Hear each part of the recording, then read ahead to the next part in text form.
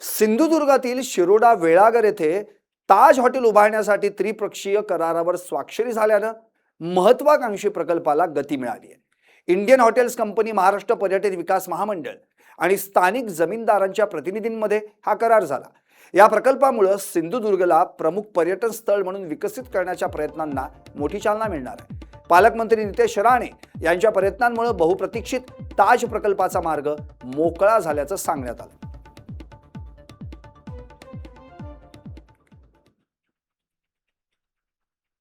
नमस्कार। आज आपल्या सिंधुदुर्गासाठी एक ऐतिहासिक दिवस आहे। सोनाऱ्या अक्षरेमध्ये लिहून ठेवणारा दिवस आहे। आदरणीय राणे साहेबांनी आपल्या सिंधुदुर्ग जिल्ह्याला पर्यटन जिल्हा म्हणून ओळख दिली। महाराष्ट्रातला एकमेव पर्यटन जिल्हा म्हणून सिंधुदुर्गचं नाव पुढे आलं।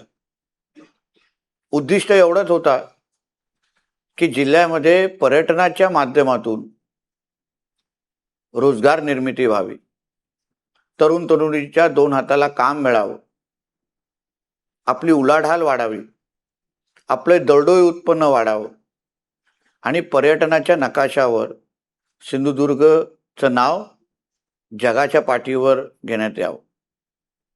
आज 32 वर्षानंतर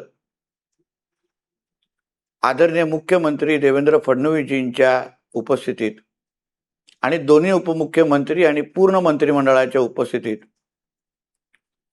MTDC, ताज हॉटेल आणि स्थानिक संघ यांच्यामध्ये त्रिपक्षीय करार झाला। या करारामुळे आता आपल्या सिंधुदुर्ग जिल्ह्यामध्ये पहिलं पंचतांत्रिक हॉटेल, 5 स्टार हॉटेलचा मार्ग मोकळा झालेला आहे।